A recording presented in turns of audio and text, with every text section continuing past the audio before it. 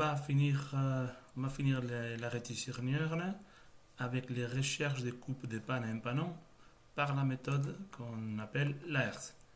Donc l'AERS, rappelez-vous, on l'a utilisé lorsqu'on a fait les chapitres des raccords de combles pour faire les volumes.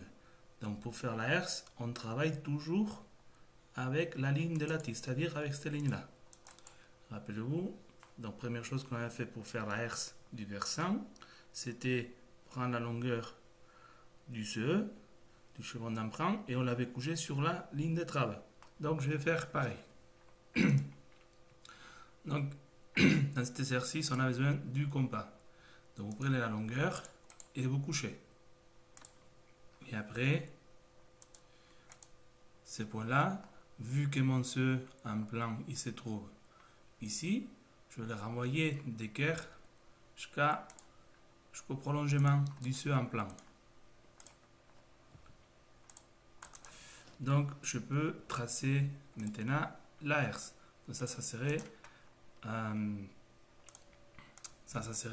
mon axe d'arrêté AERS. Il est déjà là, je le prends. Et si vous voulez, on vérifie que cette longueur-là soit la même que mon arrêté, les lattices de mon arrêté. Rappelez-vous, il doit avoir la même longueur et on voit que notre longueur correspond à celle du lattice de mon arrêté. Donc je vais l'effacer pour qu'il soit plus lisible, notre dessin. Et une fois qu'on a fait ça, ce qu'on va devoir faire, c'est donc pour travailler par embarrement, on travaille avec les chambrés. C'est-à-dire on travaille avec l'espace du chevron et l'espace des pannes. Ici aussi, on va travailler avec les chambrés, mais ce qu'on va faire, c'est mettre toutes les chambrés au lattice, puisqu'on est en train de chercher les coupes par l'AERS. Donc, si on travaille par l'AERS, tous les points, il faut qu'ils soient sur les lattices. Donc, je fais pareil avec les chambrés. Donc, les dessus chambré chevron, il est ici, il est en AERS. Il est déjà confondu avec les dessus chevron au niveau de l'AERS. Et je vais faire pareil avec les deux autres chambrés. Donc ces points, je les renvoie au lattice. Et après, une fois que je l'ai renvoyé au lattice, comme je fais avec mon dessus chevron, quand je le rebasculé, je les renvoie sur la ligne de trave. Donc c'est-à-dire qu'avec mon compas, je prends l'intersection de la ligne de trave avec mon lattice du chevron et je donne deux coups de compas.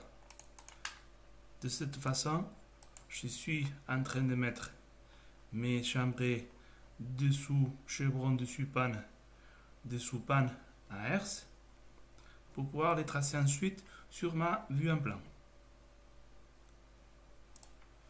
Et aussi, ce que je vais faire, c'est mettre ma panne au lattice.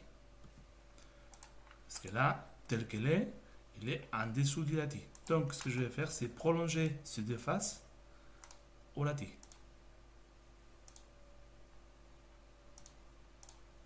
Là, mes points sont là.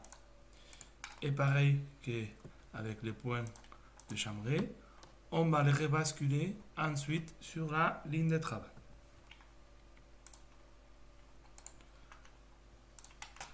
Donc, important, tous les points qu'on veut, ou toutes les coupes qu'on veut trouver, tous les points, il faut qu'ils partent de la ligne de lattice. Et comme d'habitude, ça part depuis le CE. Donc, j'ai le point ici. Et après, on verra comment tracer la panne. Donc là, la panne, elle est envoyée déjà au lattice. Je l'ai renvoyée sur le sol. Rappelez-vous, la ligne de trave, c'est mon sol. C'est mon niveau 0. Toute cette partie-là, c'est mon niveau 0. Donc, une fois que j'ai renvoyé les chambrés, donc on a les chambrés en plan qui sont ici. dessus chevron, dessous chevron, dessus de panne et dessous de panne en plan. Donc maintenant, ce qu'il faut que je fasse, c'est les chambrés qui sont en plan, c'est-à-dire celui-là et celui-là, parce que celui-là déjà il est sur la herse, donc celui-là et celui-là, je vais les renvoyer d'équerre sur mes chambrés à herse qui sont ici. Donc parallèle à la ligne de bout, je trace de nouvelles lignes qui sont ici.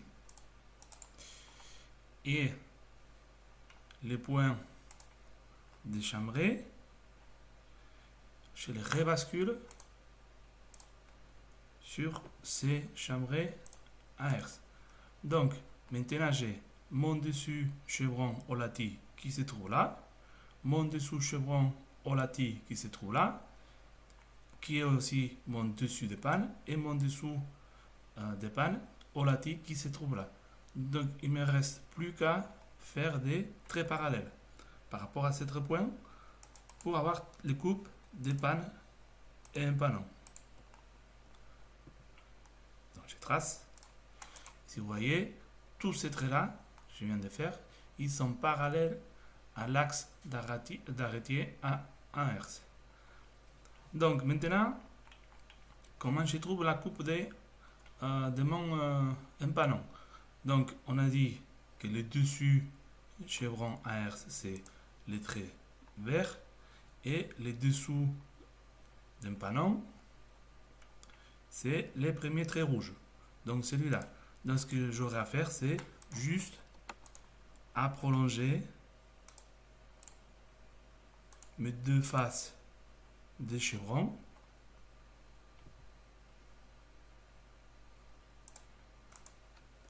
à venir rencontrer ces points.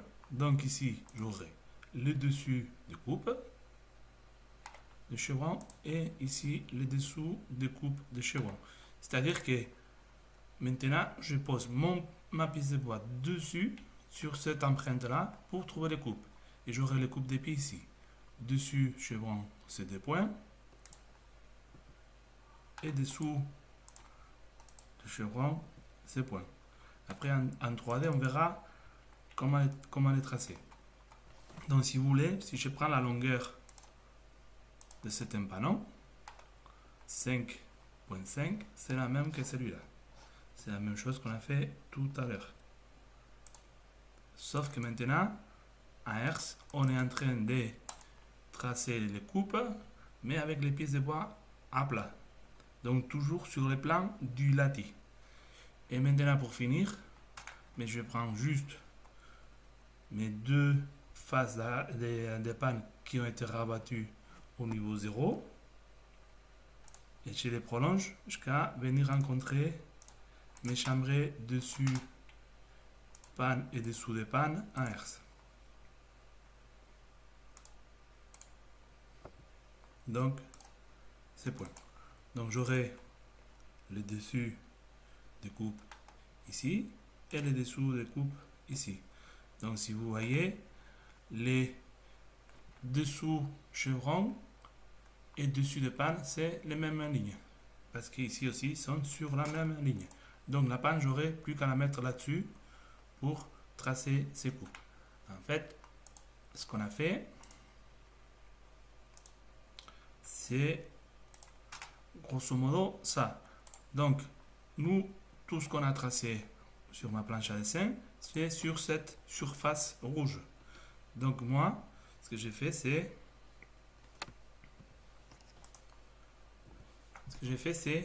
tracer ces alignements-là. C'est comme si j'aurais mis mon chevron, donc j'ai la coupe. Les premiers traits verts qu'on a tracés, c'est cette ligne-là. C'est représenté par les largements. C'est cette coupe-là. Deuxième trait, c'est comme si j'aurais mis mon empanon ici sur cette plan-là. Et pour la panne, pareil. Donc j'aurai une première coupe ici et une deuxième ici. Donc mes pièces de bois, je les mets comme ça. donc au niveau de la surface relative pour tracer les coupes. Donc les coupes par la herse, en fait c'est ça. Donc rappelez-vous, on renvoie toutes les chambrées au lati et les pièces de bois qu'on veut tracer aussi au lati, parce qu'on est en train de travailler tout sur la même surface, tout au niveau de ces latis là.